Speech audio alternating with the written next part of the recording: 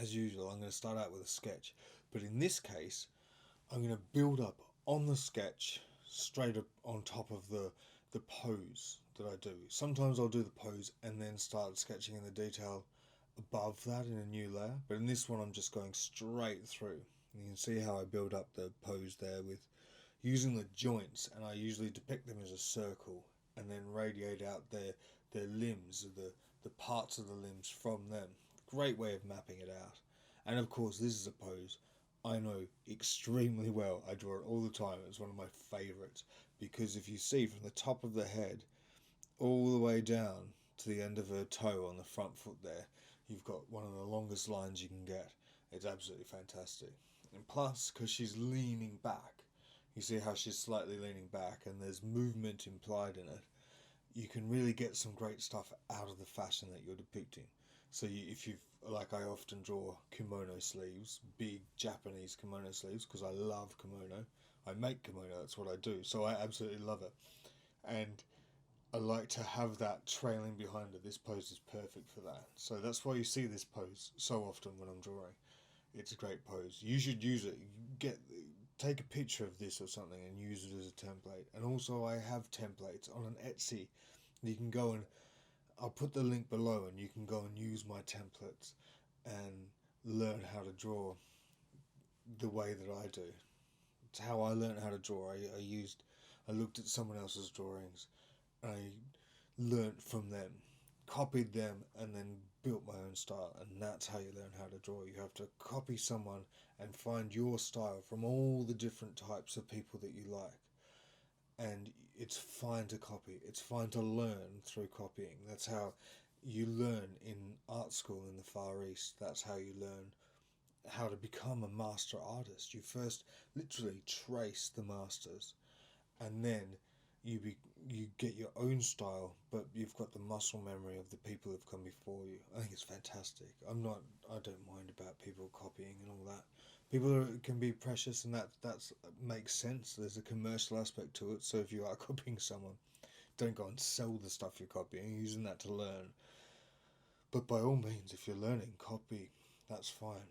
And if you're gonna then share it, then you credit. And if you're gonna sell it, then you give them money.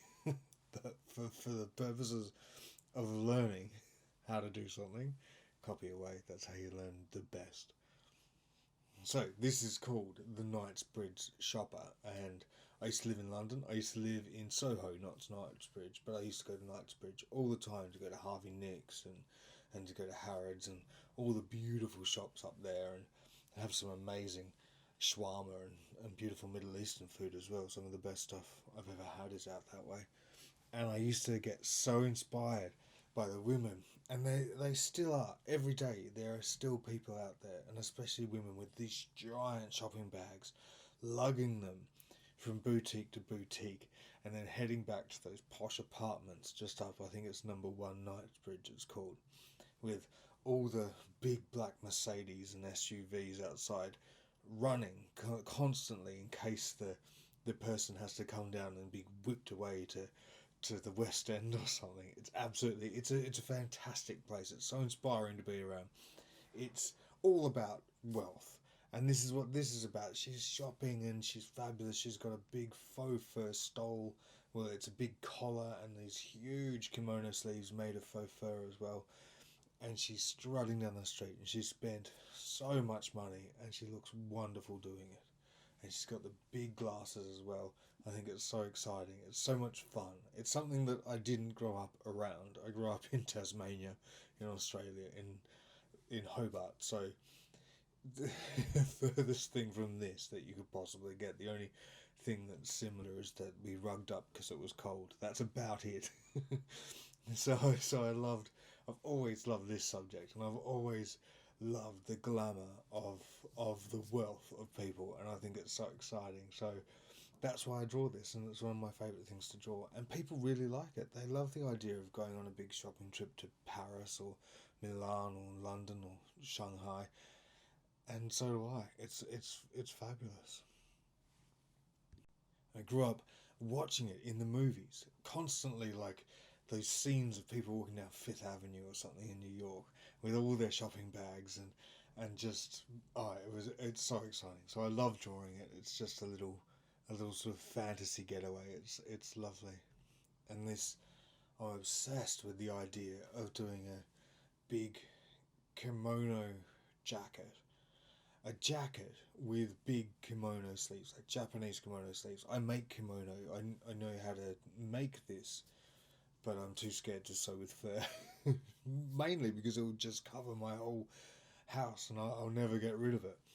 But I love the idea of this. These huge faux fur sleeves just falling down almost to the ground as she walks along, almost being dipped in the puddles as she crosses the street to get to the next boutique. I think it's fabulous. And she's decked all out in black. Very inspired by Balenciaga. Demna at Balenciaga, this sort of, though you see her big sort of lizard glasses that she's got up there on her face, as big as her face they are. And then if you look at her silhouette, it's lizard-like. I always think of Balenciaga as lizard-like at the moment. It's sleek and it's like the most beautiful lizard you've ever seen in your life. This is not a put down. They've found a way to make it as chic as possible, and everyone's got that geisha curve when they're wearing it, where your sort of hips are out, but they're sort of out before your feet, if you know, like a banana, and it's all sleek and all monotone, or all just one shade. And I think it's fabulous, and so that's where that comes from. Doesn't she look like she could be on one of those catwalks? Except those boots would go all the way up to her belt.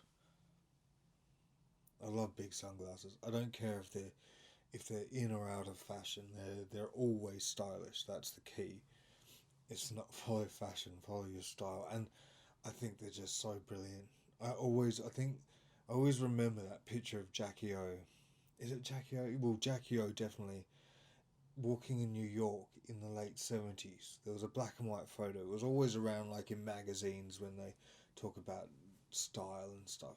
Before you had the internet, you could just type in Jackie O sunglasses. It was always in magazines in black and white, and it's always inspired me. I wear big glasses, but not as big as this, but I always wear big glasses, and I usually draw people with big glasses as well. I love this.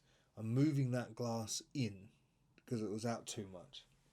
Do you know when I was drawing on paper and pencil, that's the drawing done. Like you can't do anything.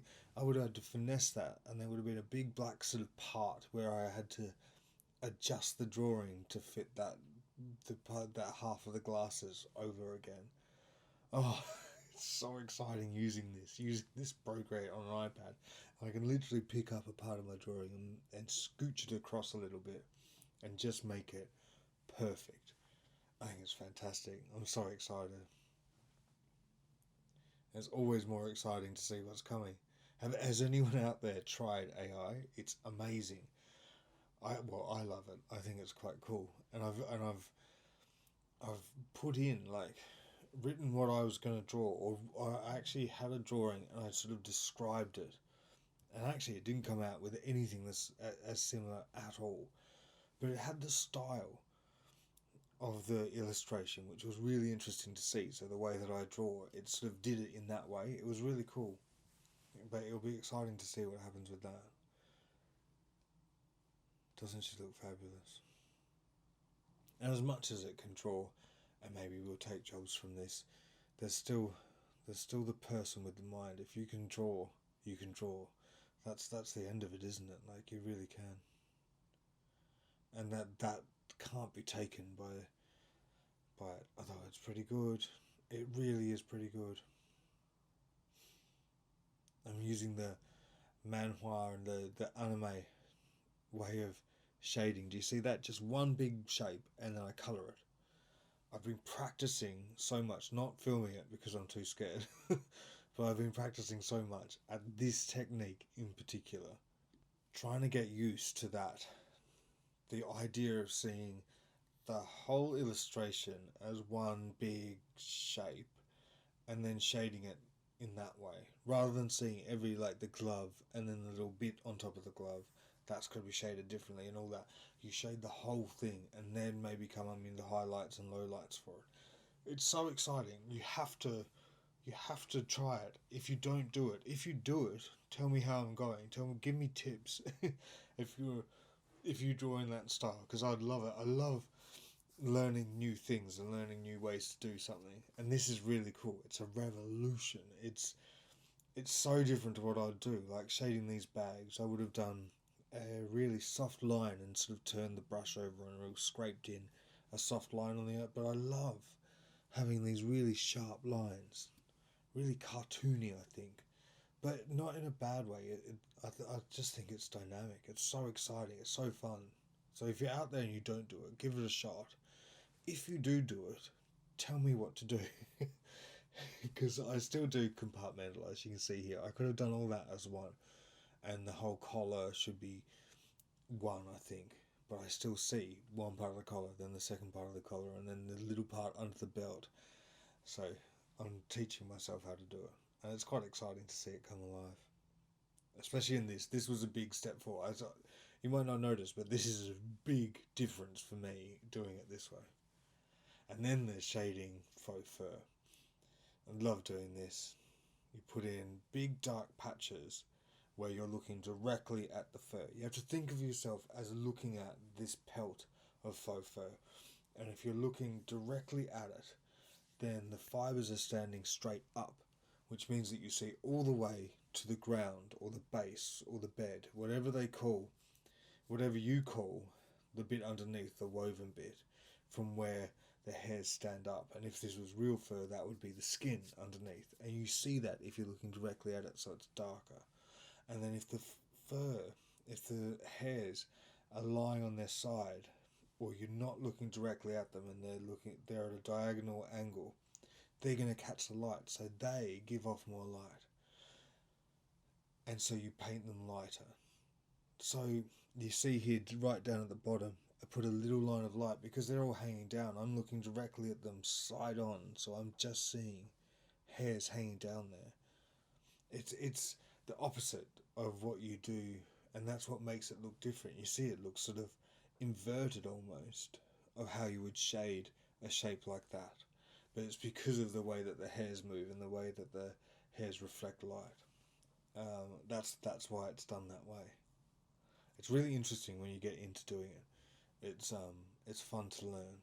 But that's how I do it anyway. And I think, well, it looks like fur to me. Faux fur, I must say. And then just getting random brands in there. There's a lovely dark green. I think we all know who that's referencing. That looks like it says Harrods. I actually did an illustration for Harrods a couple of years ago.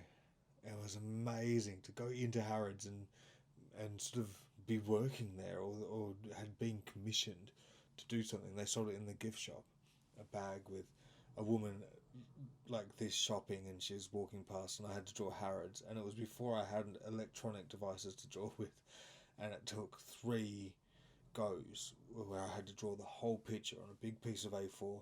I had to draw Harrods, the entire shop, and then draw the woman. And then they said, look, can we change it? Can you put a hat on her? And I said, well, I can, but that's a new drawing. And so we went through a couple of stages of that where they needed a hat and the skirt needed to be longer and things. And it was so interesting. And in the end, they told me to leave all the Harrods bits, like the awnings, blank, because they'd put in their own colour, because there's an actual specific Harrods green that they have and they put in themselves. It was so amazing. It was so exciting, and to do something like that, a commission like that. It was one of my first, and it was really interesting, and it taught me a lot for the other ones that I do, and helped me as I went forward with it. But there you go. You can do it. You can make a lot of money out of it too. I did. Well, I do still make a lot of money out of it. By doing things like that. And all I did one day was draw a woman shopping at Harrods and tag them in it, and then they came knocking. So maybe you can do that with your Procreate. There she is. Now I have to move her across, so I've got all my layers, and then I just have to sign. Oh, isn't she beautiful? Look at that, middle of winter. Shopping in London, Knightsbridge. Spend the money, honey. Gorgeous.